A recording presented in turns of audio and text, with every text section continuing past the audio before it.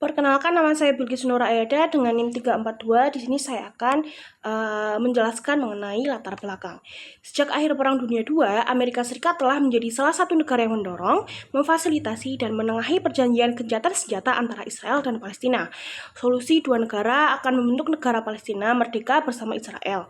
Dua negara untuk dua bangsa. Sebagian besar pemerintah dan badan-badan dunia telah menetapkan pencapaian solusi dua negara sebagai kebijakan resmi, termasuk Amerika Serikat, PBB, Otoritas Palestina, dan Israel. Tujuan ini telah menjadi dasar pembicaraan damai selama beberapa dekade. Jadi apa sih solusi dua negara? Solusi dua negara adalah landasan proses perdamaian yang didukung Amerika Serikat yang diwujudkan dalam Perjanjian Oslo tahun 1993. Presiden Amerika Serikat saat ini, Joe Biden, menyerukan resolusi dua negara terhadap konflik tersebut ketika penasihat keamanan nasionalnya, Jake Sullivan, mengunjungi Israel pada 19 Mei 2024 lalu. Saya berupaya untuk memastikan kita pada akhirnya mendapatkan solusi dua negara, satu-satunya solusi untuk dua orang, kata Biden dalam pidatonya di Morehouse College di Georgia. Namun, perundingan damai yang gagal, masalah logistik, perluasan permukiman Israel, serangan Palestina, dan bentrokan yang terus terjadi membuat solusi ini tidak menjadi kenyataan.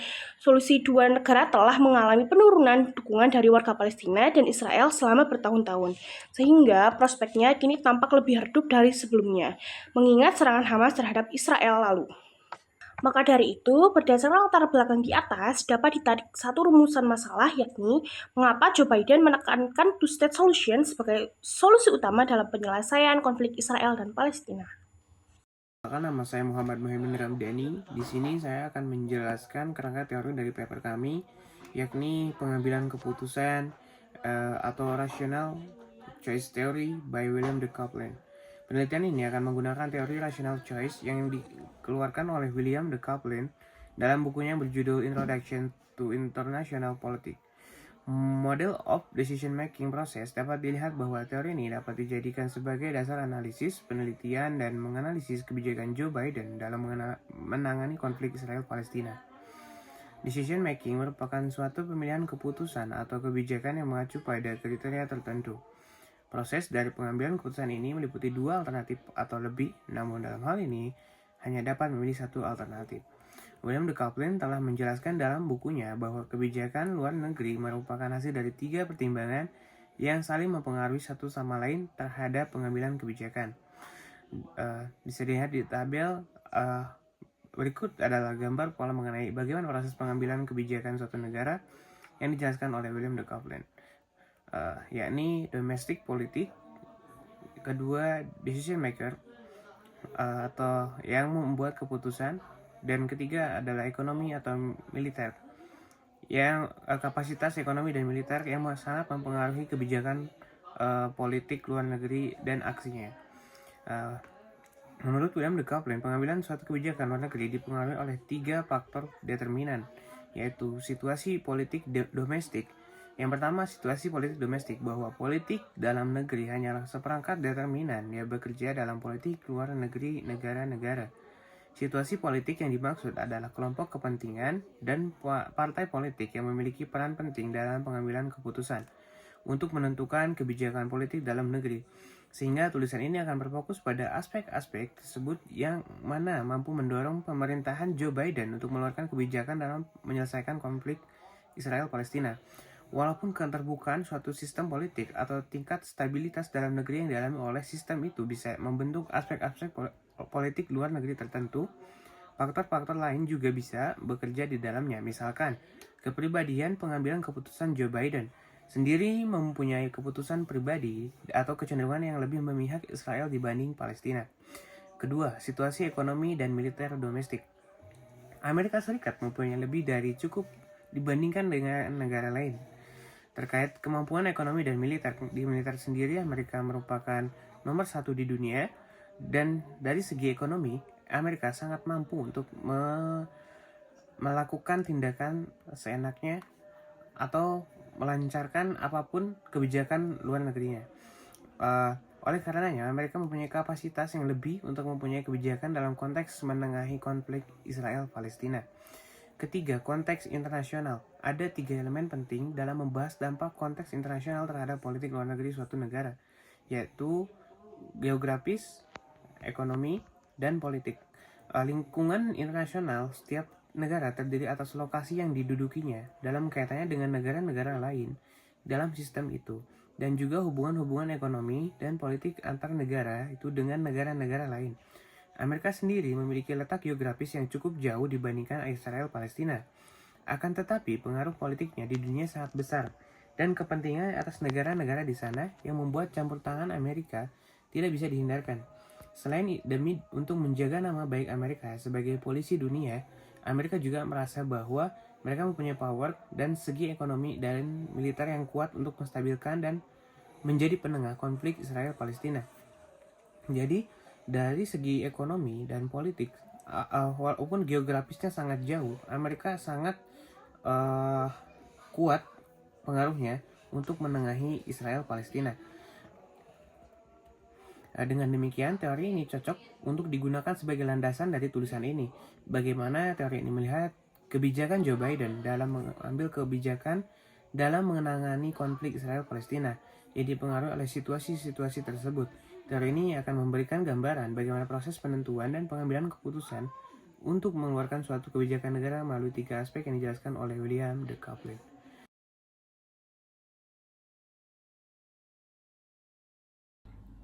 Konflik Israel-Palestina memiliki sejarah yang panjang dan kompleks yang akarnya dimulai pada awal abad ke-20, yaitu Deklarasi Balfour yang dikeluarkan oleh Inggris pada tahun 1917 yang mendukung pendirian Rumah Nasional Yahudi di Palestina melalui resolusi PBB nomor 181 yang menyatakan bahwa PBB akan membagi wilayah Palestina menjadi 2 negara pada tahun 1947. Pembagian ini mengalokasikan 45% wilayah Palestina untuk Arab Palestina dan 55% untuk Yahudi.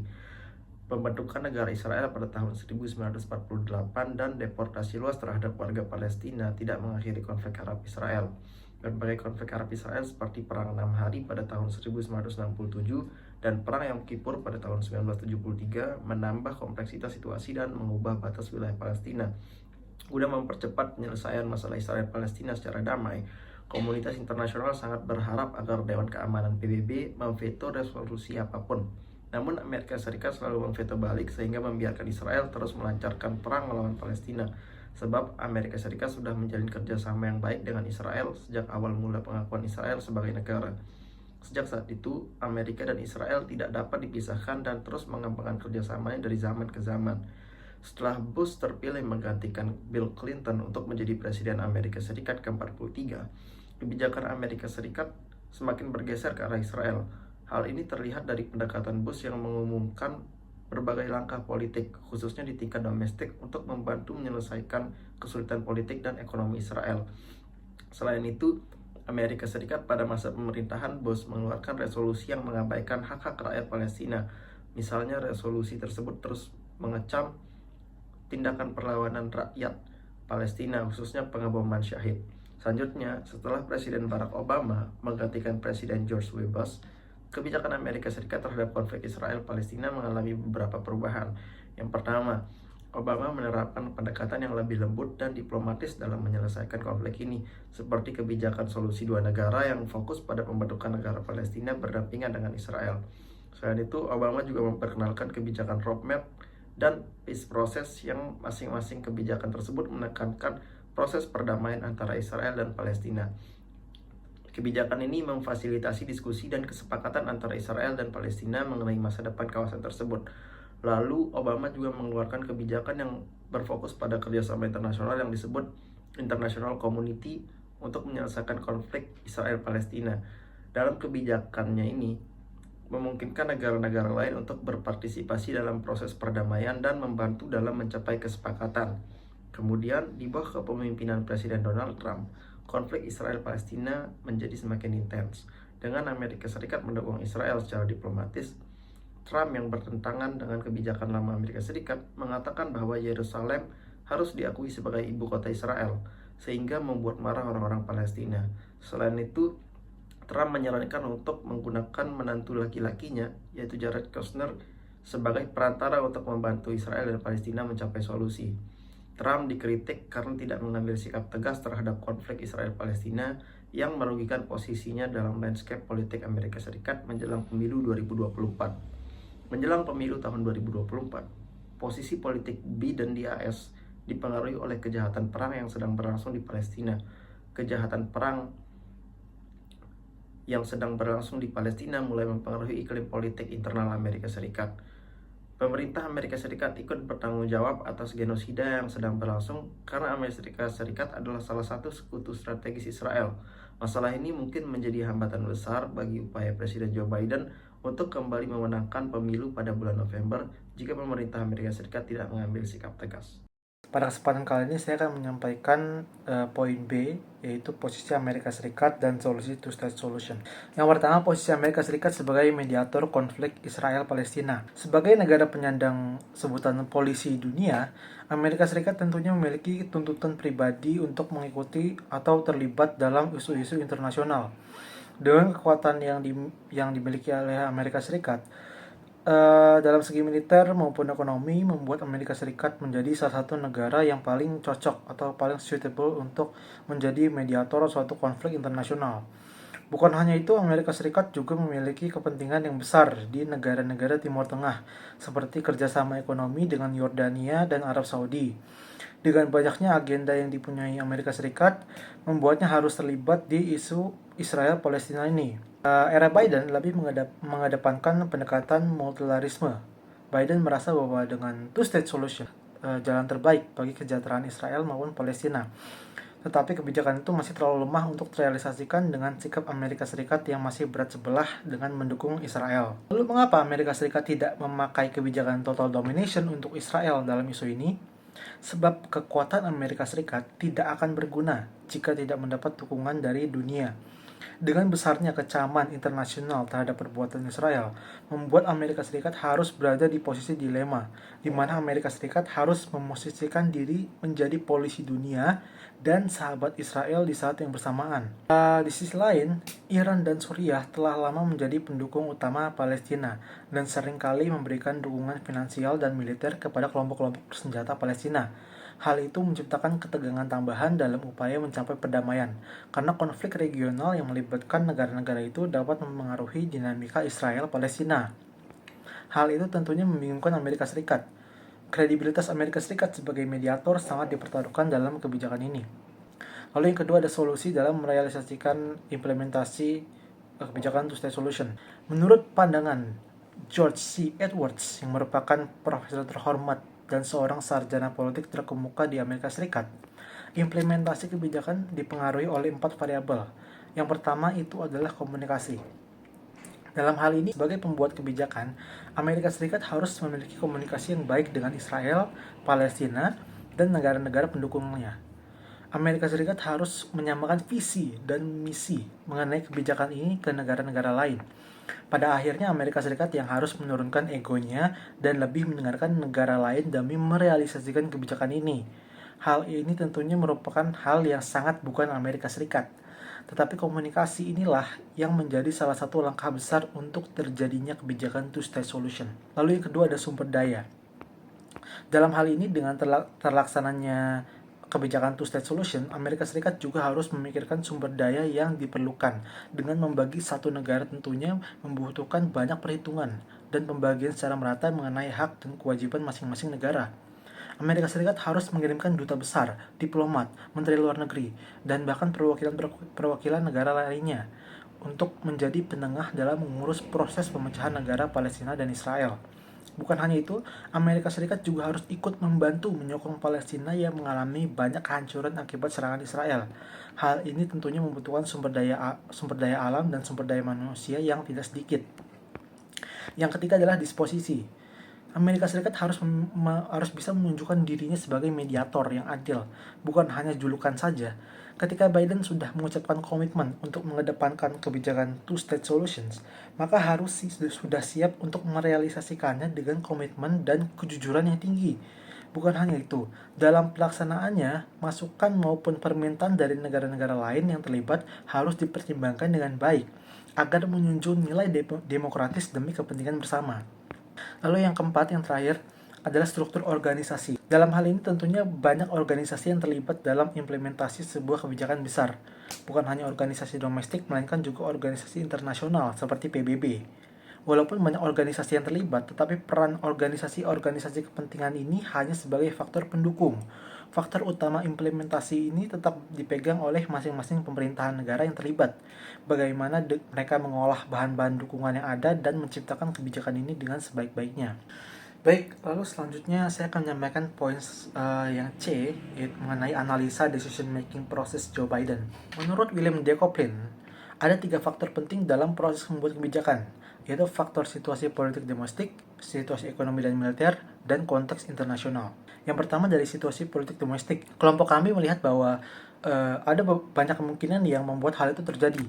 Salah satunya adalah besarnya peran dari kelompok-kelompok berkepentingan di Amerika Serikat, atau yang biasa disebut lobbyis. Lobbyis terbesar di Amerika Serikat berasal dari Israel yang bernama AIPAC, atau American Israel Public Affairs Committee. Di zaman kepemimpinan Biden, peran dari AIPAC dapat dibilang sudah terlalu besar dalam pembuatan kebijakan Amerika Serikat. Dengan besarnya pengaruh AIPAC dalam pembuatan kebijakan Amerika Serikat mengenai isu ini, peran Biden sebagai presiden hanya digunakan sebagai boneka untuk melaksanakan kepentingan AIPAC. Lalu yang kedua adalah situasi ekonomi dan militer domestik. Mengapa Amerika Serikat masih berdiri gagah walaupun melawan kehendak hampir seluruh dunia? Karena kekuatan yang dimilikinya. Dengan suburnya perdagangan ekonomi ditambah meningkatnya kualitas teknologi dan militer yang Amerika Serikat punya, membuatnya tak terbendung. Salah satu alasan Amerika Serikat berperan sebagai penengah konflik Israel-Palestina adalah karena power yang dimilikinya. Oleh karena itu sangat disayangkan Amerika Serikat menyelewengkan kekuasaannya dengan ketidaknetralannya menghadapi konflik ini. Lalu yang ketiga ada konteks internasional. Kebijakan Amerika Serikat mengenai kasus ini juga didasari atas pertimbangan suara-suara eksternal.